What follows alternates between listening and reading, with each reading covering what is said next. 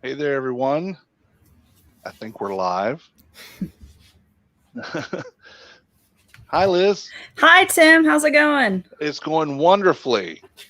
So this is the second, I believe, the second of our trainer talks that we have done. The first one, I was actually a guest, and this time I get to run my mouth a little bit more, which makes me happy. So that's good for me. Hey, shows off your running the mouth skills, right? That's right. That's exactly right. So, for the people who may not know, will you explain to people what TRAINcycle is? Absolutely.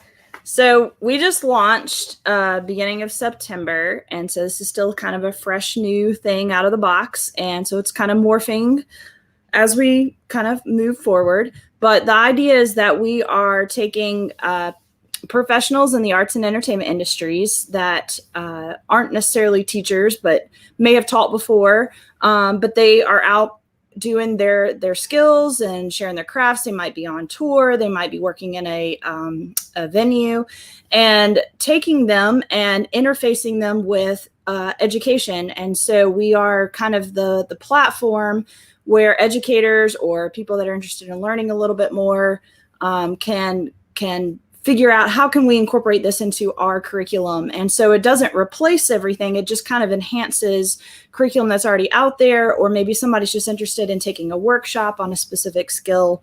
And so it's really creating a neat community of professionals and aspiring to be in the arts and entertainment industries. Awesome. So, I guess I should tell a little bit about myself for those who weren't here the last time and don't know why I am the Podfather, as it says there on the screen. My name is Tim Beeman, and I have been podcasting in this area longer than anybody that I know. And this area is the Piedmont Triad area of North Carolina. I have had the Less Desirables, which is my podcast. It's the longest continuously running pop culture podcast in North Carolina. It started in February of 2010, and every Wednesday since -1 that I had nothing to do with has been another episode of the Less Desirables. So I do podcasts for myself, but I also consult with other people how to get their podcast started and teach people the proper techniques and best practices of podcasting. So that's why I am the Podfather. Rightfully named. So what we're going to do today, I think, Liz, is we're going to talk with 5 guests, and we are going to let them give a little pitch about who they are. There are trainers, some of our trainers in this TRAINcycle community that we have, or you have created, that we are all part of. And after the 30 seconds, we're going to talk a little bit more about or 60 seconds, we're going to talk a little bit more of what they're doing. And then we're going to ask them some fun questions. Do you want to do a fun question, Liz, just for S's and G's to show them what kind of things we're going to be asking? I guess it's only fair that I participate in that. Okay, so let's say if you had a personal mascot, what would it be? Oh, that one's too easy for me. It's a lizard. That's right. That's right. So that's the kind of questions we'll ask today. They're meant to be fun, not too serious, and that's where we are, and that's what we're going to do. Awesome. So, are we ready to go with our first guest? I say let's do it, Tim. Let's bring them in. All right. Well, our first guest is a friend of mine. His bio reads like a short version of War and Peace, and if I read through it, we'd have nothing left for him to talk about, and it would take up about 6 of these shows, so I'm not going to do that. I have known this guy for about 8 years. He's been on the Less Desirables when he performed with the Piedmont Opera, and he has one of the coolest voices I've ever heard. So let's let him tell about himself, Mr. Jason Mckinney. Hello. Can you hear me? Everyone okay? We can hear you. Wonderful. So, Jason, wonderful. How you been, man? Oh, Tim, thank God we're doing well. Hey, Liz, good to see you. You too. We're real excited to be part of this, and Karen and I, my wife Karen of Karen Click and the Hot Licks, We're doing as well as hopefully one could be expected to do in a difficult time for performers and educators. And so being part of TRAINcycle is something that is really exciting, and I'm looking forward to it. Awesome. So like I alluded to in your intro, I can't go through your bio without taking up about this whole show or more. So just if you could give us a good 60-second elevator pitch of who you are and what you do. Okay, I can do that. Jason Mckinney is my name, and that's the obvious part. I am a North Carolina School of the Arts, or I should say University of North Carolina School of the Arts graduate. At the school, I studied vocal performance with a concentration in opera. I also studied jazz and conducting and composing, and also clarinet and orchestration.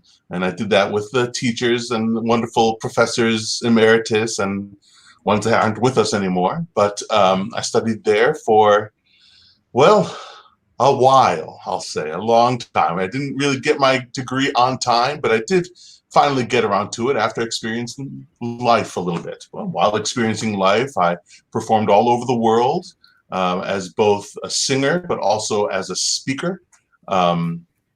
I have been overseas in Europe, Germany, Amsterdam, France, Italy, the Netherlands, Luxembourg and Switzerland, performing opera, playing the title role in George Gershwin's Porgy and Bess. But I also have been touring as a cantorial soloist for different synagogues and temples around the world, also performing in churches and cathedrals, sacred and secular music. I made it pretty far in the Met competition, didn't make it to the finals at the National Council auditions for the Met Opera, but I've sung for the Met on stage. I haven't gotten that job yet with the Met, but they're closed right now, so a couple more seasons, that'll be fine.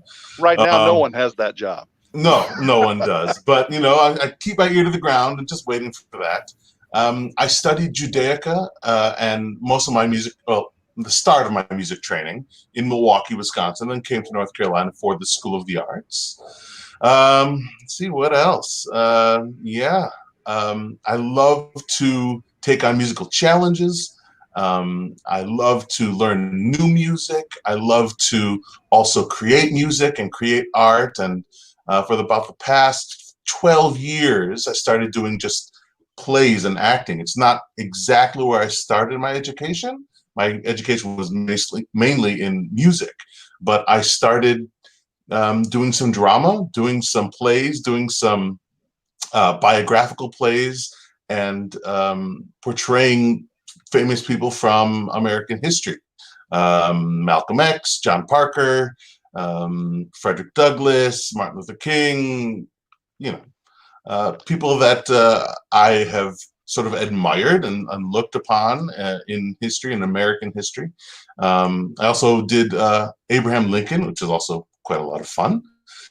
Trying to use my voice in a way that I'm, Lincoln was one of a rainy, I'm a more up here voice, and I usually speak down here, which is more akin to different types of people, like Frederick Douglass and stuff like that. So being able to utilize those skills is something that I love to do. And what I'm really looking forward to, and as a TRAINcycle associate, is offering people of all ages the tools to promote the healthy usage of the voice, whether that be for famous musical styles, like in theater or acting or voiceover work, or public speaking, or just daily usage. Since the voice is such a versatile and fragile instrument, it changes and it grows with us, and it could be just affected by the smallest change in physiology in the body or in the living environment. So with a bit, easily. Yeah. So this time of year is just really kind of crazy to find a good balance to keep your voice healthy and working and lubricated throughout the day. But with a little bit of preparation, anyone can improve their vocal presentation. And I also, speaking of your vocal presentation, we're listening to a little bit of you here. Oh, cool. Oh.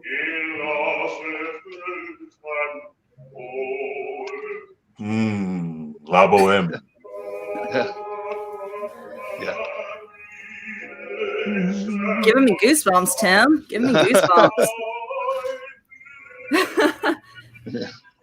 So I have a question for you, Jason. Sure, shoot, Liz. In this, time that we're having to do a lot of virtual stuff, I know a challenge that's been out there is how do we translate virtually our voices, and obviously it's not the same as being in person. And is there anything that you've figured out with maybe certain equipment or maybe just different tips or tricks, especially with such a low voice that you have? I know, a lot of these kids are using earbuds and things like that. You got any thoughts on any of that? Well, the only really positive thing that I can say is sometimes you just got to use what you got. You can also look online, since people are really doing a turnover and buying new equipment, because that's really where it is. If you have a better equipment, if you have a better camera, if you have a better light source, you're going to look better, you're going to sound better, you're going to sound more professional. So, that's the thing. But sometimes it's just not feasible for everyone to get the highest end equipment. So you can get some pretty good deals if you look online at marketplaces and look for used equipment, because the computer technology has such a fast turnover in new equipment coming out and better equipment. You can get some pretty not too old equipment that's going to be usable. So that would be a quick one. And also, when it comes to selling yourself over media like this, it takes a bit of a different focus, and it's not something that I've mastered yet. One thing is, if you're doing something online, you can't just stare at yourself on the screen, and so you have to learn how to relate directly to the camera, but not overdo it in a melodramatic way. One thing that I do when I'm talking is I like to look at the clouds and think about it and really, but I'm animated, and sometimes you just have to slow down a little bit, take your time, look directly into the camera. Let your voice, let your whatever you're talking about do the work for you, So that's one thing. Also, in this time of change and exploration of one's talents and one's abilities, it's good to change your metric of understanding and of how you grade yourself and what is success. I sometimes I just may think that today I did some music, I did a bit of reading, I sent out some good emails. Maybe that was enough for today. I did a little bit of progressive work towards the new shows that I'm working on or whatever. So I'm working on that. And I did some research, and maybe that's enough. I don't have to be selling records 1 million a day. That would be wonderful. But, I'm going to just decide that, right now, this is okay. All right. Well, I'm going to get into some of the fun questions, okay? Please. These are random things. So, would you rather go 30 days without your phone or an entire life without dessert? Oh, man. Yeah, easily 30 days without the phone, because, well, then again, if you never had dessert, you could never have sugar withdrawal. But you would still have a problem with phone withdrawal because you're still going to be on your phone all the time. So, getting rid of the electronics every once in a while for a month, not the hardest thing in the world. I think you could do it as long as I could have internet still. and TV, and all that Yeah. good stuff. Right. I could do without my phone, I think.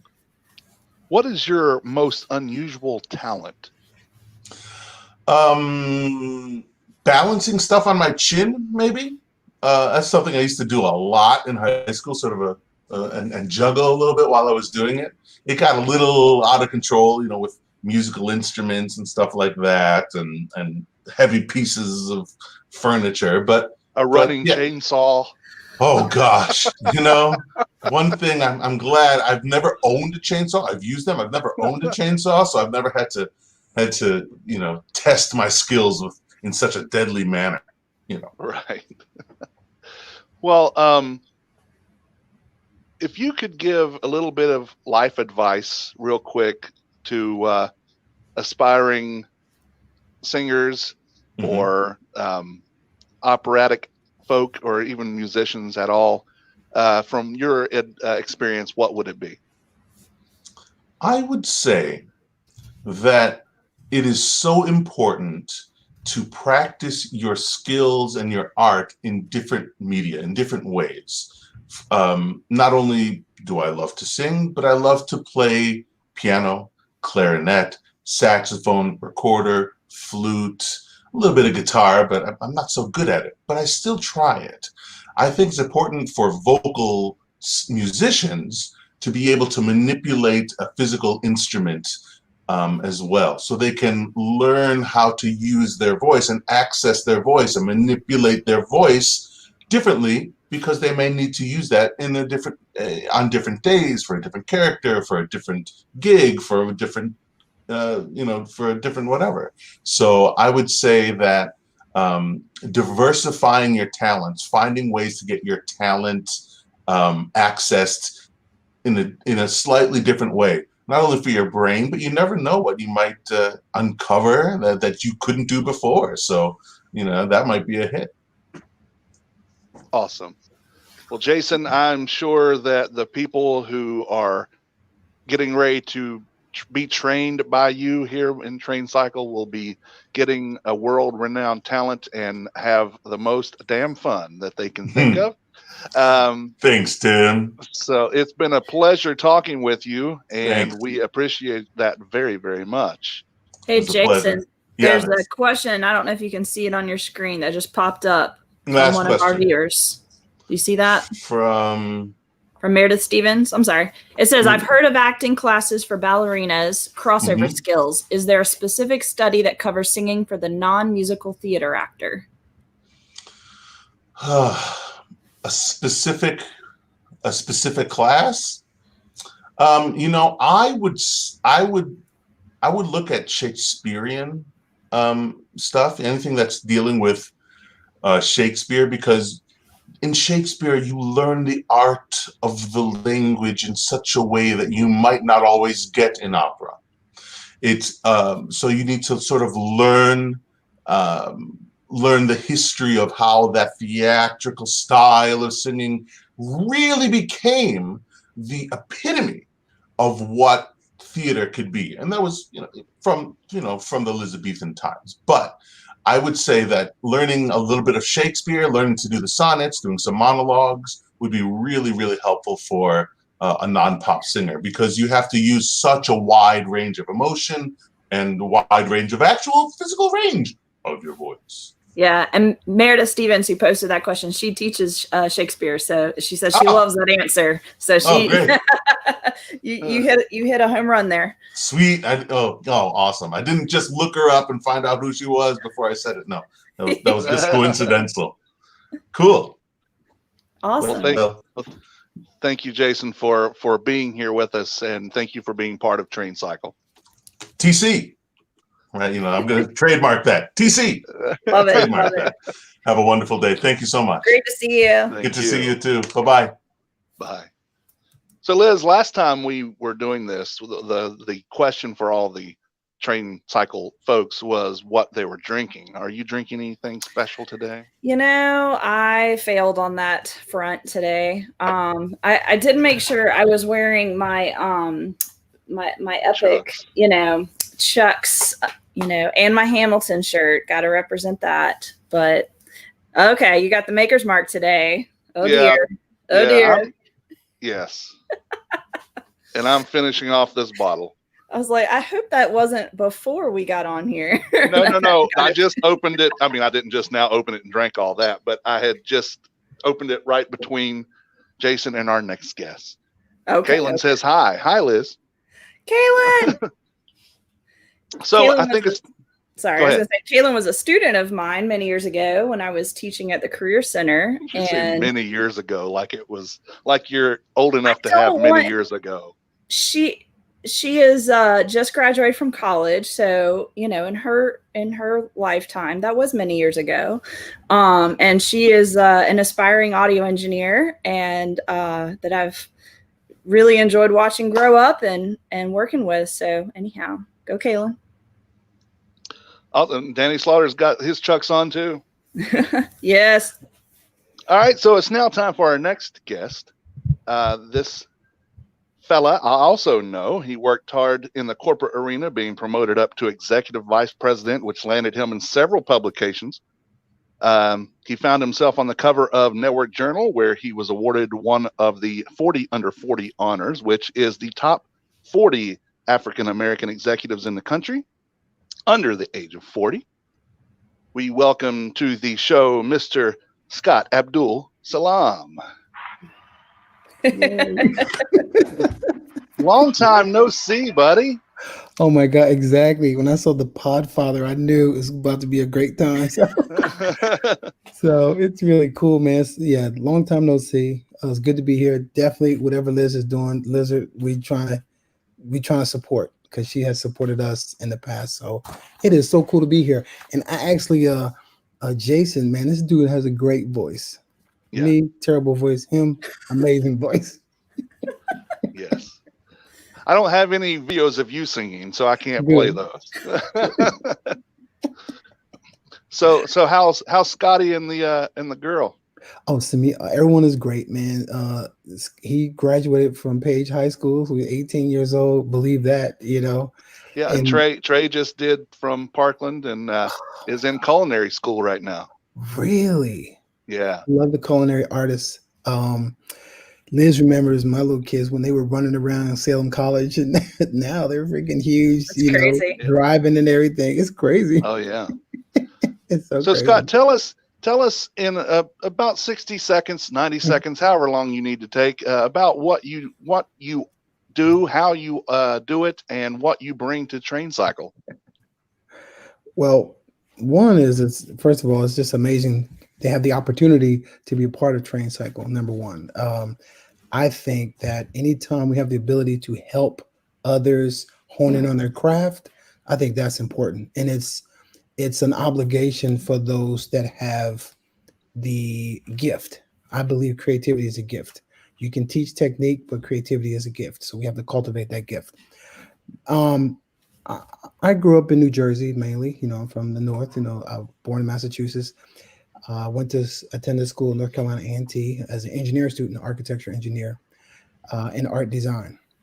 When I graduated, I went to work for a company called Girbeau Jeans, which is so funny, like dating myself, but Girbeau Jeans as a designer. And from there, I went to the athletic side of the world. Really, I think the opportunity for me, I never knew existed with the apparel business. So I loved it. Went back to school to SCAD, because SCAD is just an amazing place. I went there to recruit designers for work and end up loving it so much that I said, I got to go here and get a degree. So I went to SCAD for graphic design again. I just loved it. But my life, I have been so blessed when it comes to seeing the world through the arts. I'm a huge fan of the arts. That's the creative brain. I'm just a big fan. So what everyone is doing here is just, I'm a big fan. I'm like the number one fan. I believe even with my foundation, Scott Cares, we provide opportunity and scholarships for students pursuing a career in the arts.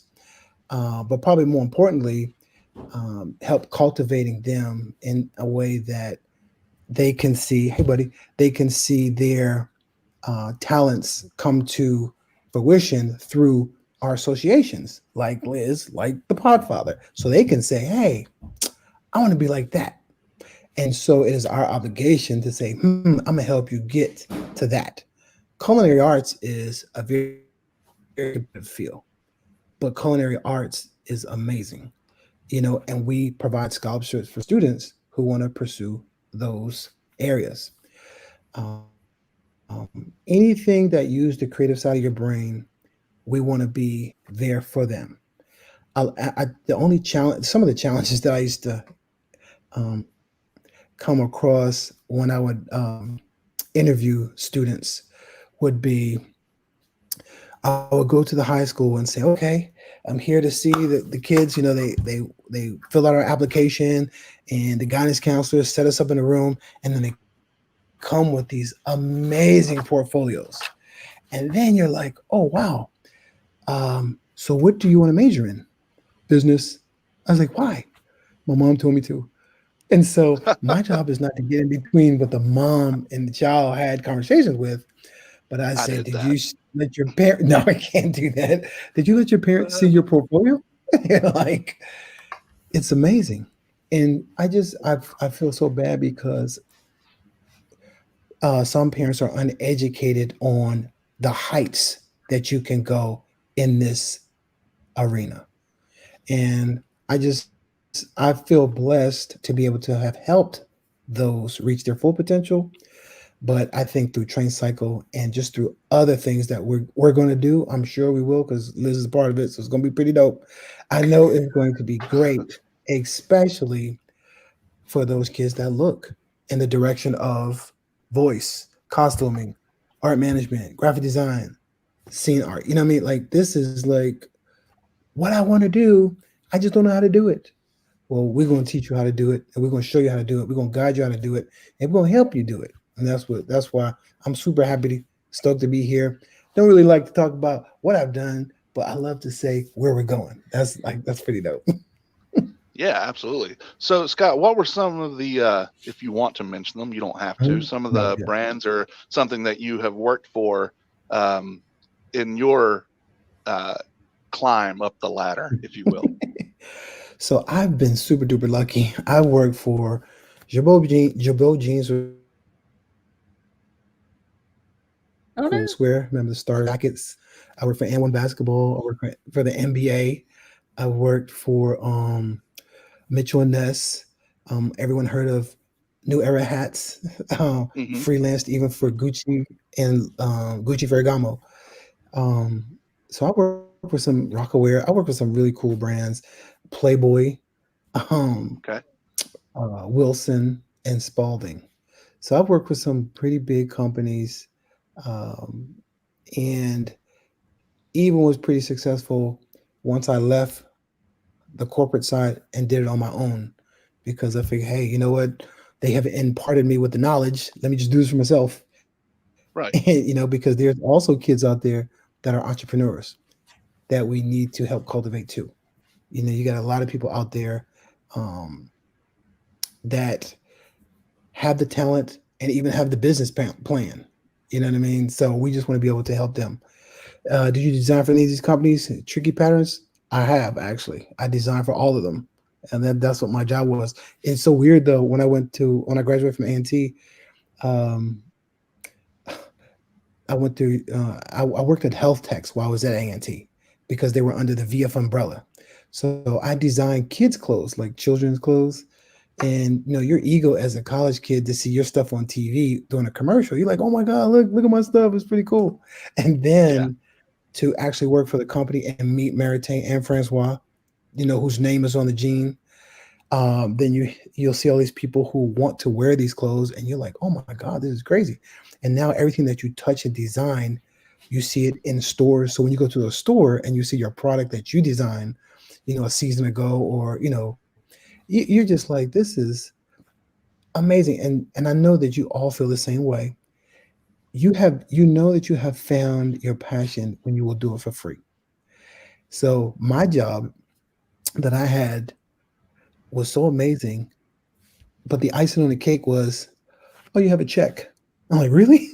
Okay, cool. You have a check. Like, great. It's great if you can do what you love, but it's also great if you can do what you love and get paid for it. Yeah. How about that? Yeah. All right. So I've got a couple of questions for you real quick, Sure. fun questions, and we will move along. So Okay. what weird food combinations do you really enjoy? Well, I will tell you this, and I can plug my girl. She owns a bakery, and so now she is the queen of creating all the weird combinations. But I think Which that bakery is this, by the way? Tanisha Monique Cupcake is in Winston. So All she right, up the owns street it. from me right now. Yeah, right. And she was on Netflix. She did the whole 9 yards thing. Yeah. So we have a great time just creating in the house. But someone said she made me some cornbread and spaghetti one day, and I thought it was great. I thought it was normal, but someone was like, "Who does that?" I was like, "Well, I guess I do now." Yeah, yes. So All right. good. Other one, real quick. If you got stuck in an elevator and were forced to listen to only one song, Yes. what song would you pick? Probably, if I got stuck on probably "Man in the Mirror" by Michael Jackson. Love Michael Jackson.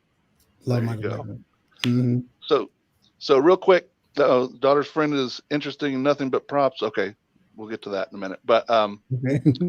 so advice to the TRAINcycle potential students and even the other instructors or Yes. trainers, if we want to call them that here. Mhm. Any advice that you have for them? Yes. So, really quick,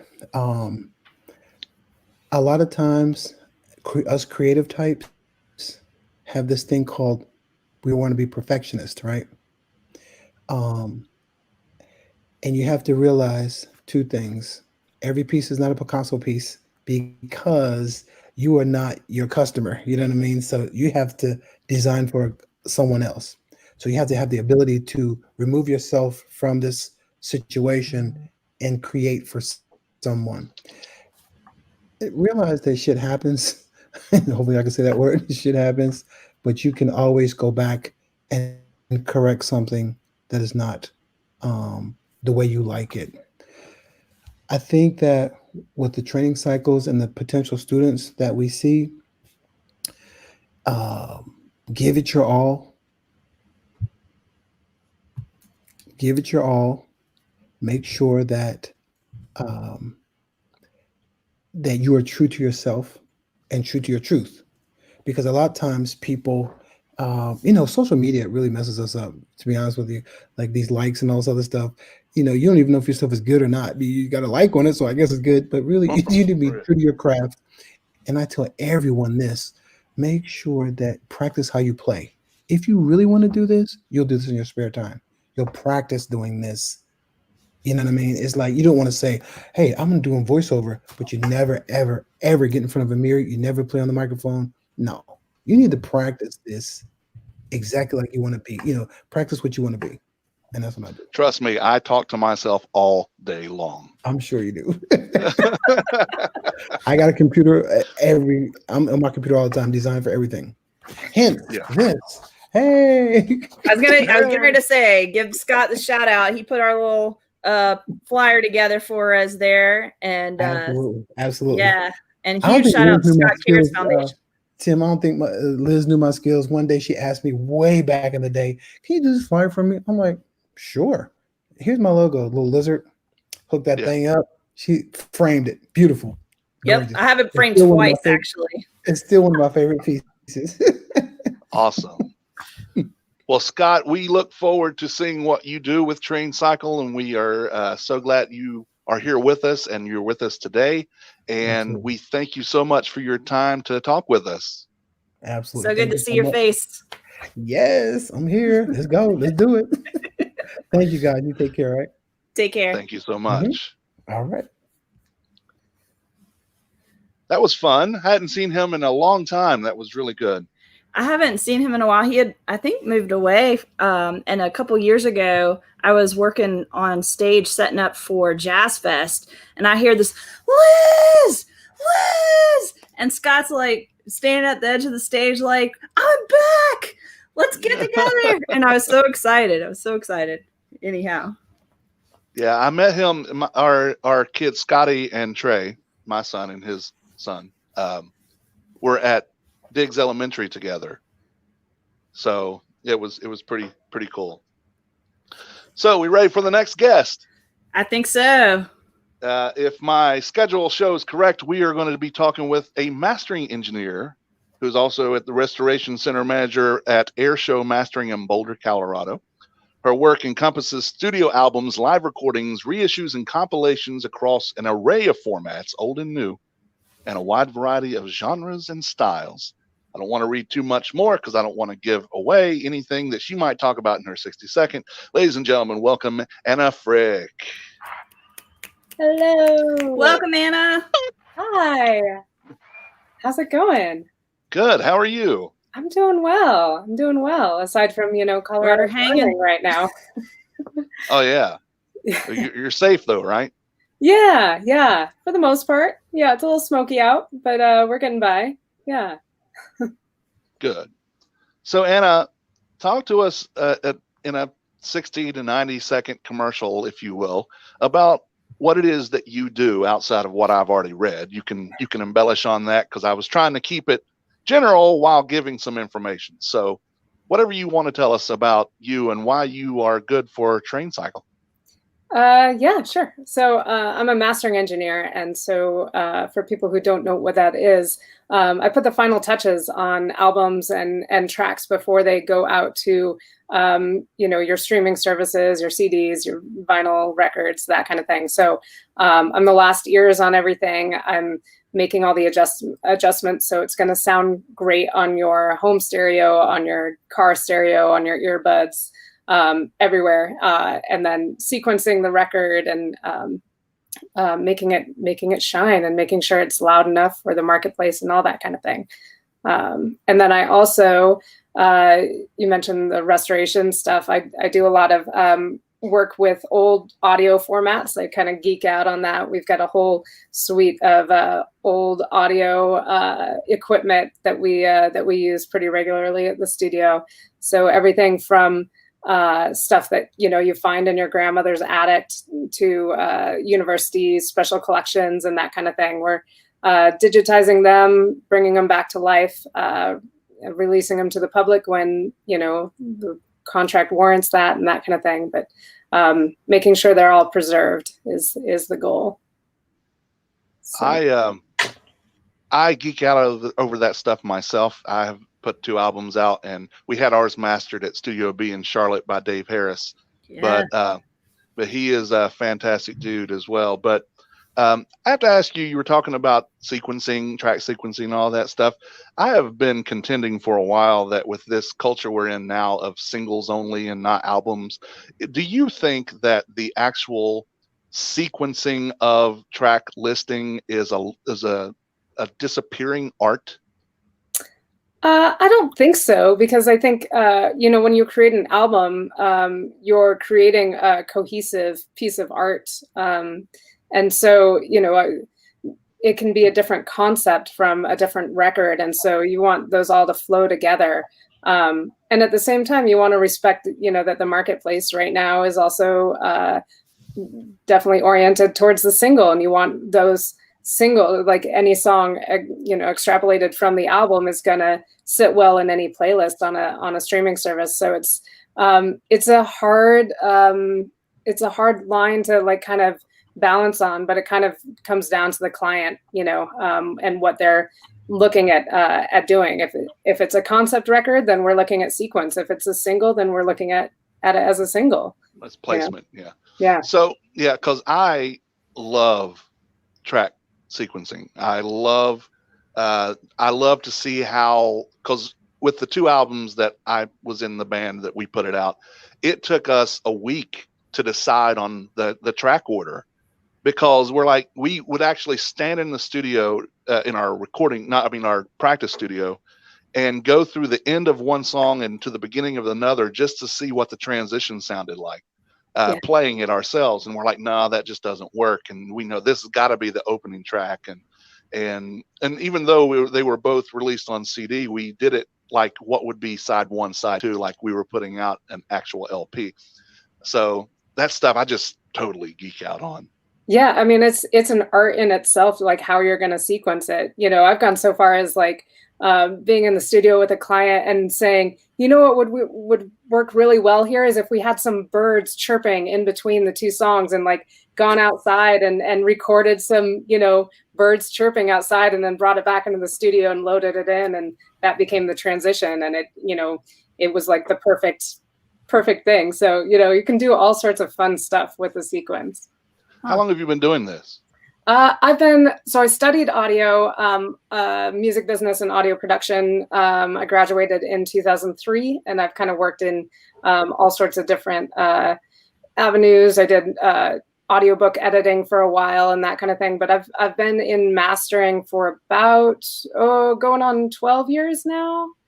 So, yeah. Wow. All right. Liz, you have any questions? I think that one thing that I run into a lot is people say, why master? Why is mastering so important? You know this question all too well, I'm sure. And why is it worth, you know, the extra money? I've got the track, I got it recorded, it's mixed down. Isn't that good enough? Why mastering? I mean, there's a lot of answers to that question. And it's something I come across often. First of all, you know, you want to make sure it's going to compete well in the marketplace. So, you know, mastering engineers are, we're tuned, our ears are tuned to know where something's going to sit against its contemporaries in the marketplace. You know, if you're going for a Taylor Swift sound, you know, you don't want to mix it like a bluegrass record. You know, those are very different things. And mastering is what's going to bring it up to that level. And then just getting another set of ears on the project is incredibly informative. Someone who hasn't necessarily been so entwined in the project to have such a creative investment in it, to look at it a little bit more objectively, can do wonders for you know, for a client who is just kind of tunnel vision in the project. When you've been listening to the mixes since their inception, you know, you kind of get a little sick of them after a while, and it's hard to have that objective view. So having a mastering engineer put their ear on it is really just kind of, it's a good checkpoint before you go out to the world. Yeah. So Danny asked, do you approach a project differently if it's going to vinyl or a CD? That's a good question. A lot of mastering engineers have different opinions on this. I think the way streaming services are acting these days with their loudness normalization, we don't need to be making CDs as loud as, you know, our CDs and streaming deliverables as loud as they used to be, you know, even 10 years ago. So that means the vinyl, and my opinion and my workflow is that I try to aim for something that's going to sit well dynamically in the streaming world that's also going to work for vinyl. And generally that works really well. And of course, there are some exceptions to that. If it's like, you know, really bass heavy or something like that, or super sibilant, then we need to address that. If they want that sound for streaming or for CD, then, you know, we're going to have to address that differently for the vinyl, because there are some physical limitations for vinyl. So, but generally speaking, if I want it to sound about sonically the same, you know, across all the different platforms and mediums. So, so yeah, I kind of approach it with let's try and find the happy medium across all the different formats. So to you, the superior medium, is it digital or analog? Personally, Yes. You know, if you had asked me 2 years ago, I would have said, you know, vinyl 100%. There's something really, there's something so tangible about listening to a record and having that connection with not only the music, the physical aspect of the grooves and the stylus going through the grooves, but also holding the artwork and like reading through the lyrics and the liner notes and that kind of thing. There's something that connects you very closely with the music, I think. That being said, streaming is so accessible, you can't ignore it. And there's something to being able to pull up whatever you want anywhere you are. And streaming has gotten to the place where it's the sound quality is getting better and better, especially with services like Tidal and Deezer and Amazon HD, where they're offering high-res masters, and it's making it feasible for higher quality, even higher quality than CD audio can now be streamed. And that's really exciting. And there's a lot of effort being put into that. And also streaming, like I know Tidal is now offering like immersive audio output, which I was just listening to some 360 reality audio on Tidal the other day in immersive, and it, like the Dua Lipa single that they've got on the 360 audio on Tidal. If you've got the hi-fi profile, it's like a different experience. It makes like the normal version unlistenable. It's incredible. It's just like being totally immersed in the sound, having it go all the way around you. It's really a different listening experience. Wow. So, yeah, it's an exciting time. Yes, it is. I'm a huge vinyl fan because of the immersion aspect, but I also love streaming for the convenience. Yeah. I don't mind a little bit of the compression for the convenience, but if I'm listening at home, I want to immerse myself, and the vinyl makes me be immersive. So yeah, well, right. It's just like a very it's a listening experience where you have to be. It's not a passive listening experience. You have to pay attention. You have to flip that side every 20 minutes. So right. you're just that much more engaged. Exactly. All right. So a couple of fun questions for you. If everything in your house had to be one color, what color would you choose?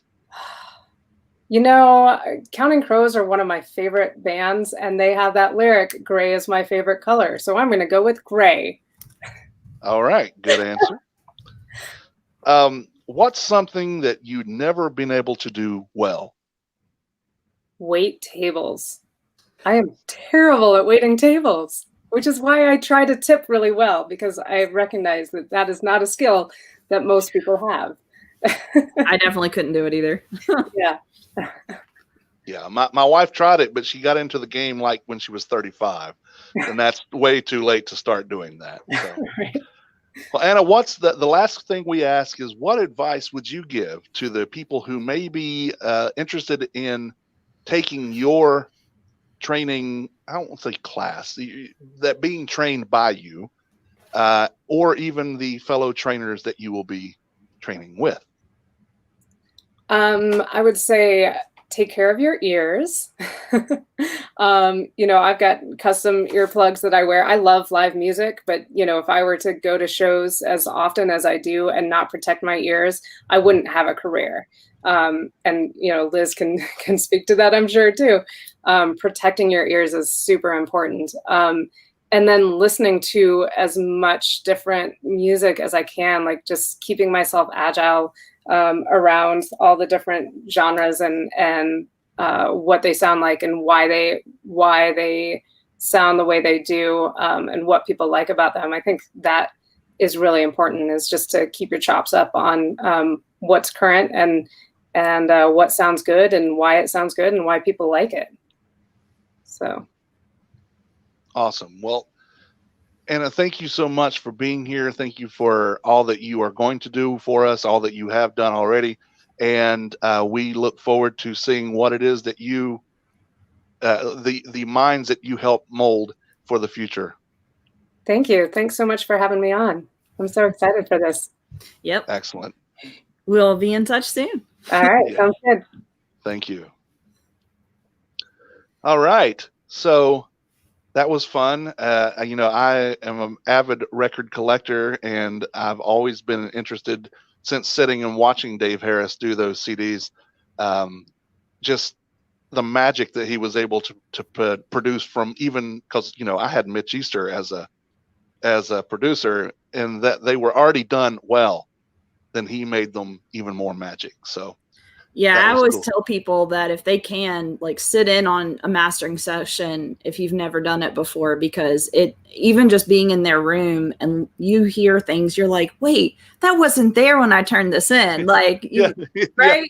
It's pretty incredible. And just the tools that they have are just very, very different from mix engineers. So very cool. Well, we have another guest. Yes, we do. We have a freelance theatrical costume designer, a sewist, a craftsperson, and costume educator. Her name is Claire Parker. Claire! Hi, how are you? So welcome. Thank you. Thanks for having me. Absolutely. So give us your 60 to 90-second elevator pitch about what you do and what you bring to the TRAINcycle family. Fantastic. Yes. So I am a freelance theatrical costume designer and crafts artisan. I specialize, well, I have seemed to have specialized in outdoor found space musical theater. So I enjoy doing a good old fashioned musical in the middle of a field, kind of my favorite thing. And I am an adjunct costume design professor at UNCSA. Going on 3 years for that. And I'm also full-time staff at Wake Forest University in their theater and dance department. So I guess what I will be teaching, training people to do, probably, let's see, basics of costume design, basics of sewing, any kind of mask making, dyeing and painting, kind of, I love new little things. So I'm always learning new stuff. So we will see. I had never seen the word sewist before. And when I first read over that, I'm like, is that a word? Well, But, you can write sewer, but that's also pronounced sewer. sewer. Yeah. And I'm not a fan of seamstress, so. Yeah. I have a designer friend who also does, and who makes stuff, who is not a fan of seamstress either. Even though you get a good shout out in the Elton John song, a seamstress for the band. Yeah. But a seamstress seems to be like stewardess. You know, it's an old, outdated word that really doesn't describe the person well. I would agree. So. I think of quilters. Nothing against quilters, but when I think of seamstress, I think of yeah. And Tricky Patterns says the home sewing community uses sewist. So there you go. There you go. They like Stitcher. Stitcher's good. Yes, Stitcher is also nice and gender neutral. Yes. Yes. And Stitcher is for those who are into the podcasting aspect, is a very good way of listening to podcasts. Stitcher is one of the places you can find the less desirables and the man who ate the town. Just random plug there. Yeah. So how long have you been doing this? I've been doing this for, almost 15 years now. I found this in high school and I never stopped. I hated sports, so I switched to theater and never ever stopped doing theater. So you prefer obviously the behind the scenes aspect than being in front with the theater. Oh, absolutely. You could not pay me enough to get on stage. I do not enjoy that at all. My wife in high school was in drama, but she liked to do the behind the scenes stuff too. She did not like being up front. Mm-hmm. There's something I was one of those. Yeah, she was a dancer. She danced well, but she had no singing and didn't like speaking. And she's, even in high school, she played little kids parts because she's the size of a little kid. So it was much easier for her to just be behind the scenes. Oh, that's fun. Yeah, it was one of the unfortunate things I found out after, I tried being on stage several times and didn't go so well. Mm-mm. No, my stomach comes up into my throat and I can't. Nope. I'm good. Yep. Same here. What's your favorite aspect of what you do? Ooh, I think probably doing costumes in different places that really aren't supposed to be theatrical. Like I said before, I've seemed to have specialized in outdoor found space theater. So, for instance, figuring out how to make a costume last for a Georgia summer.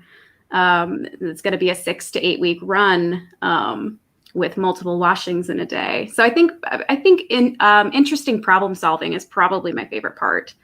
Do you make your own clothes?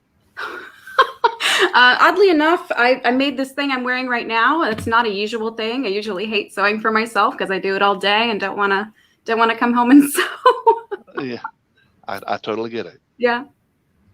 Liz, you have a question? Liz, are you there? Sorry, I'm cutting out for some reason. That's all right.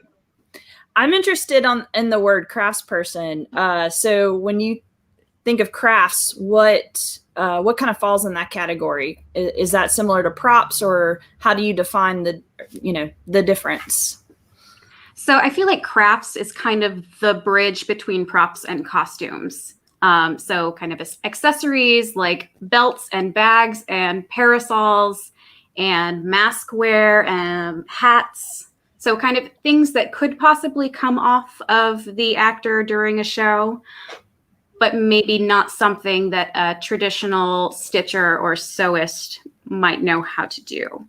So leatherworking, thermoplastics, all of the non-traditional products that you have to randomly go to the hardware store to browse for whatever you're looking for.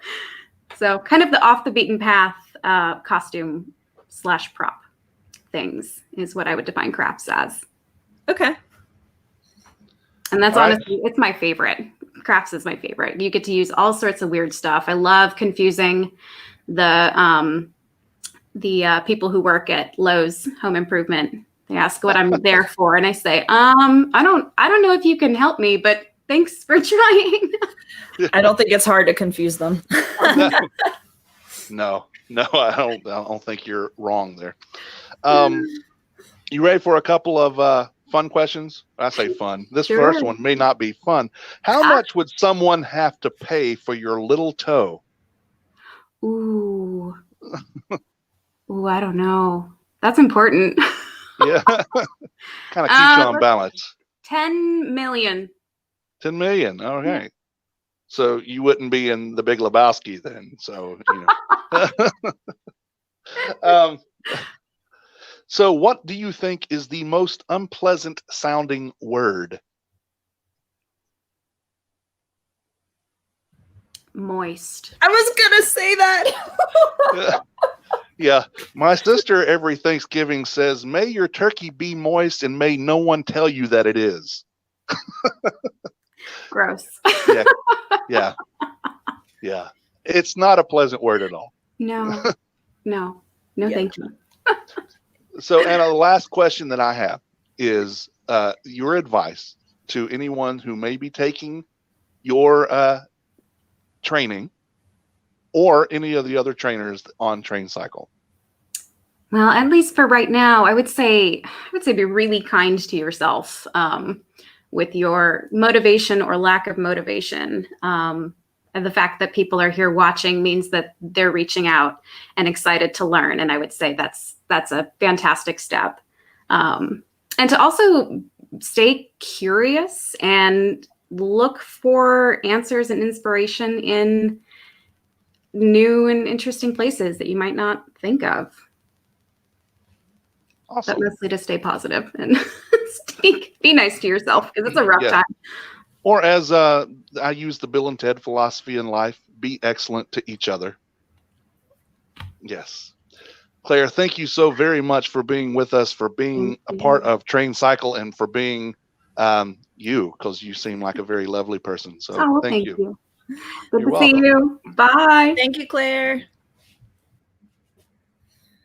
All right. Yeah. I was sitting in fun, and then I was talking about losing a toe, which is, that's not really fun, but it is an interesting question. My other favorite word is so we watch the British baking show a lot, And Yes. Mary Berry likes to talk about soggy bottoms. And that is like, it's not an uncomfortable word. It's just my favorite, like replace moist with soggy bottom every time. Yeah. And yeah. Yes. Train moist equals bleh. All right. So we have one final guest with us today. He currently works full-time as the shop supervisor for the School of Filmmaking at UNCSA, where he helps mentor students in scenic engineering, construction, and installation, as well as special effects. It kind of goes along with what we were just talking about. Ladies and gentlemen, welcome Tim. I'm going to say this, Kotyan. Am I saying that right? Kotyan. Okay. Right. Oh, I forgot the cheers. Hold on.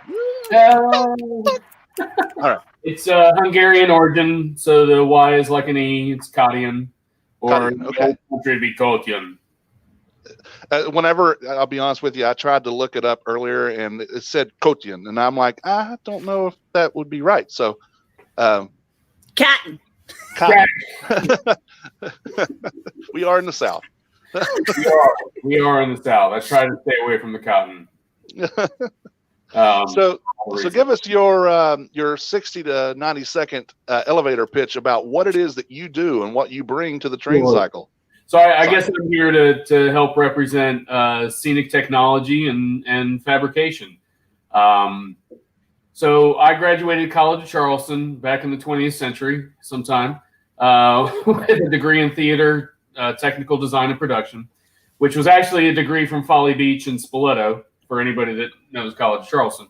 I went on from there to work as the technical director for a couple of the largest professional theater companies in North Carolina, including Charlotte Repertory Theater and North Carolina Shakespeare Fest and its sister company, Festival Stage.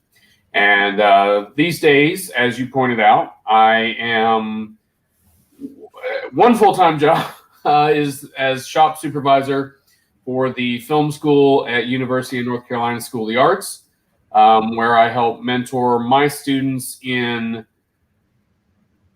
interacting with the people that do what I do. I'm not necessarily teaching them how to do what I do, which is a little odd, but that's what I do.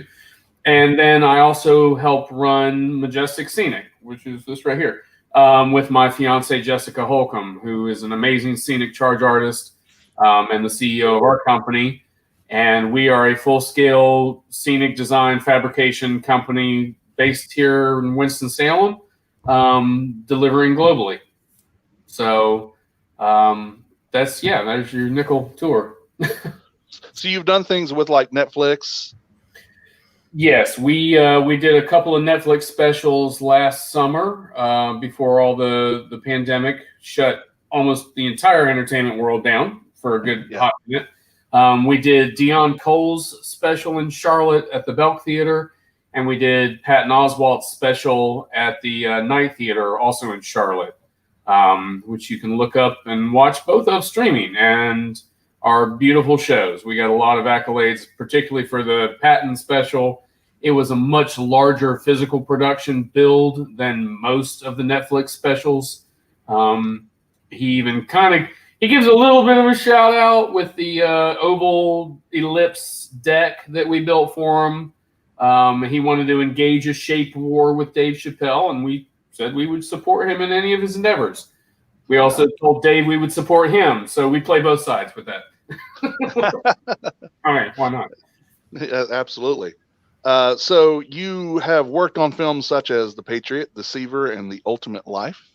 Correct. I did an internship on The Deceiver when it was in Charleston when I was still a student. Great film, Tim Roth stars. One of the best casts you've ever put. Chris Penn, Roseanne Arquette, Ellen Burstyn, Michael Rooker. And then I was on The Patriot. I was the youngest person in the mill shop on that production in 99, something like that, and had a lot of fun. Got my IA 491 card from that production.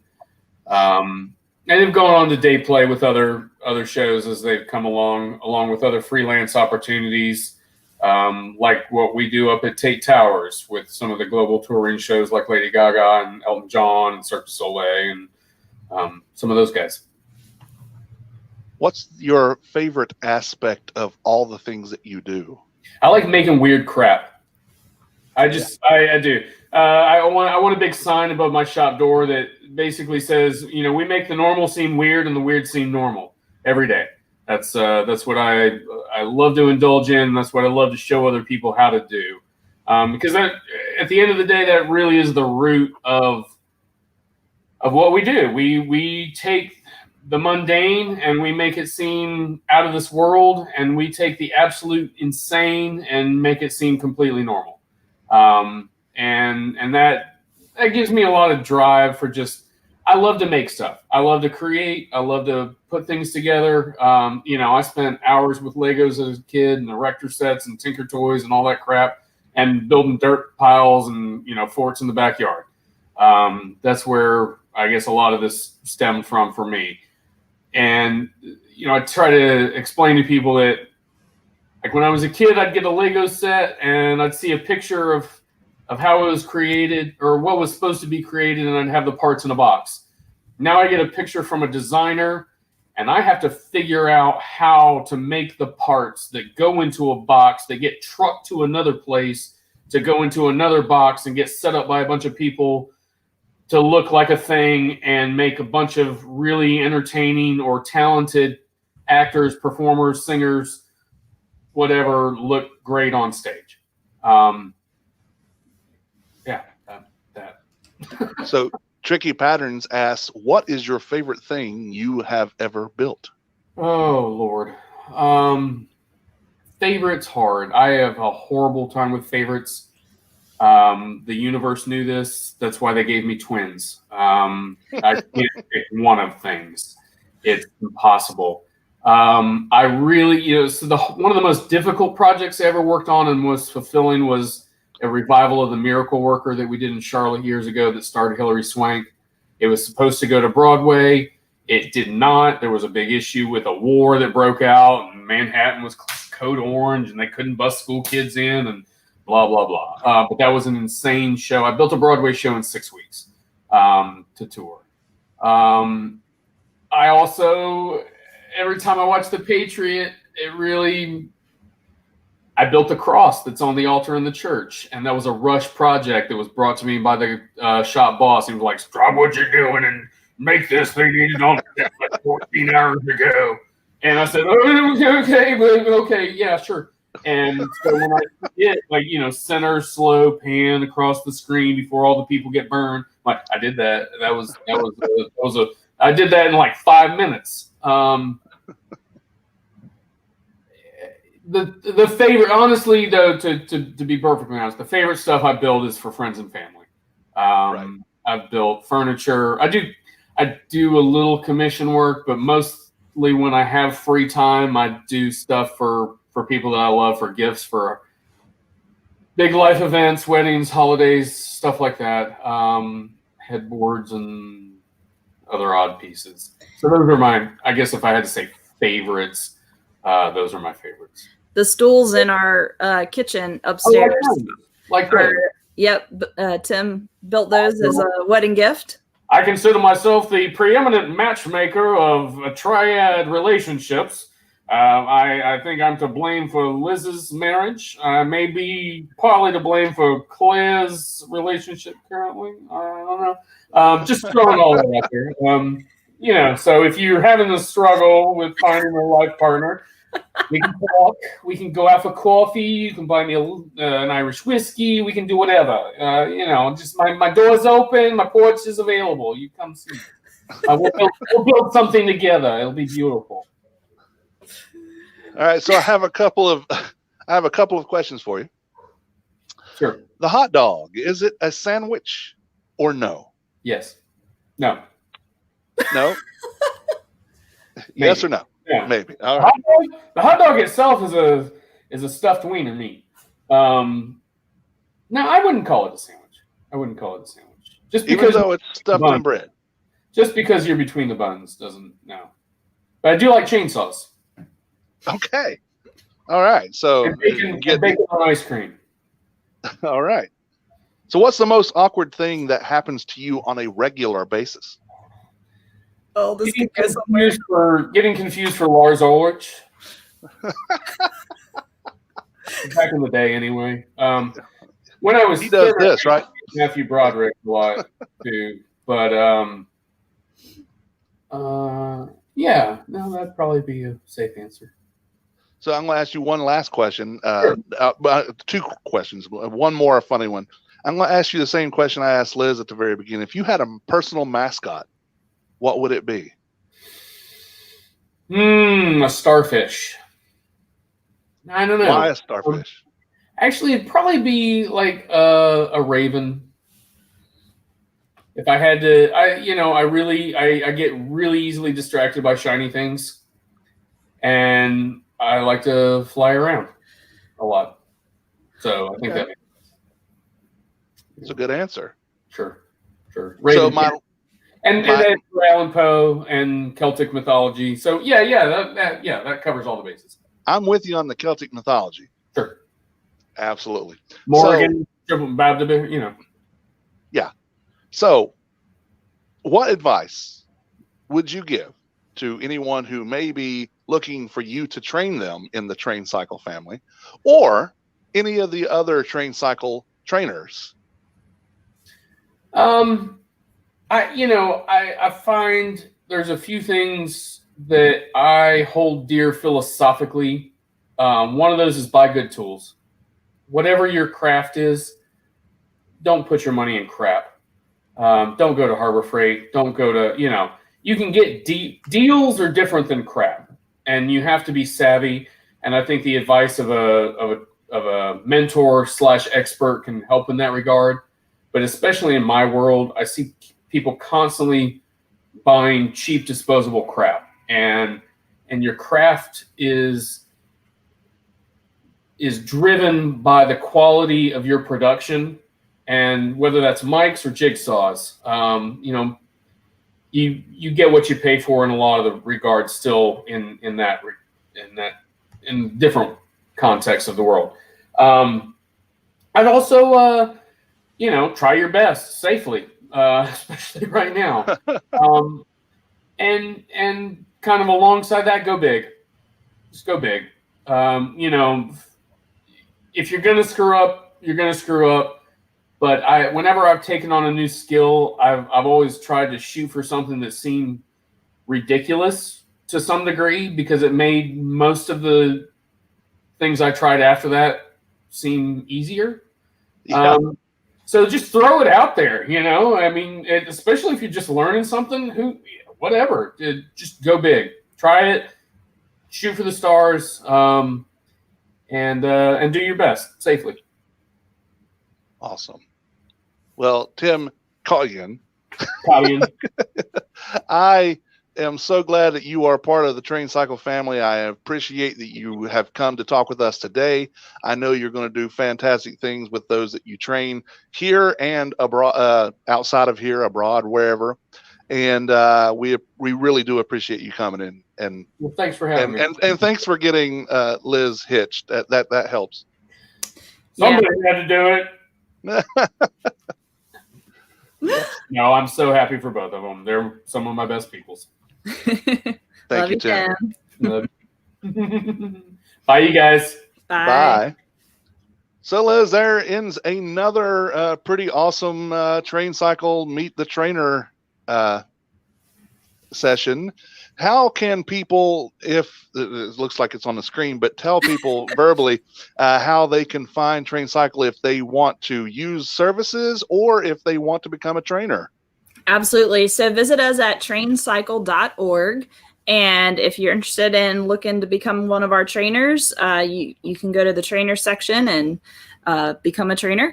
And we will get back to you really pretty quickly on that. And we're looking to expand our network all the time. So even if you see someone that's already kind of in an area you might be interested in, that's part of the whole community, is having multiple people that kind of have different skill sets, as well as some that are the same and overlap a bit. So don't let that deter you. If you are interested in a custom module, that's what we're currently kind of pitching right now.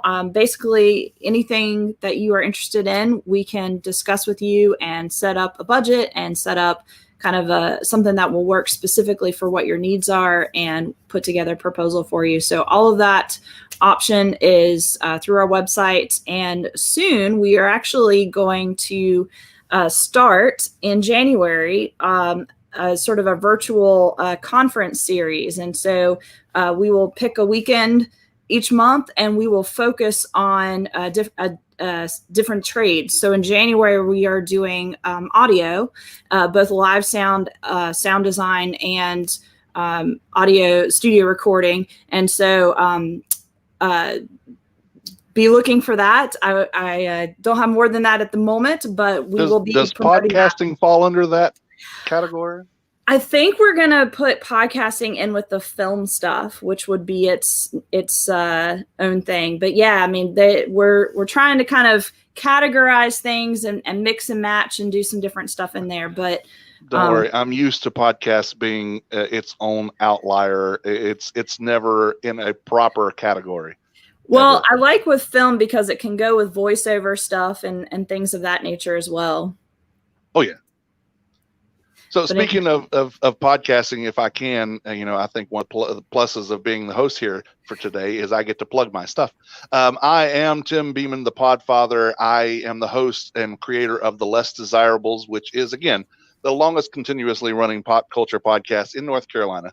You can find them at thelessdesirables.com. I'm also the man who ate the town. So I'm a food blogger and podcaster, themanwhoatethetown.com. Or you can just go to our network website, which is home to like 8 different podcasts right now. That's right. That's there. tldpodnetwork.com. And that's me in a nutshell. And I have to give you a little props too, Tim. I get you to do a lot of stuff for me, including throwing. Will you quiz my wedding guests at my wedding dinner? And I think that alone shows how much confidence I have in you as as a podcaster, a host, a trivia master. Anyhow. I just take care of my friends, and you are one of my greatest. And I love everything about you and everything that you do. So whenever they said, "Would you be part of this?" and Liz May's involved, I said, "Tell me where to be and on what TRAINcycle live cast I need to be," and that's what I'm going to do. Well, I appreciate that, Tim. Absolutely. I'm excited about this community and excited to see it keep growing, and it's going to be good stuff. So. Give us some feedback, guys, and we look forward to hearing from you. All right. See everybody later. Thank you so very much. And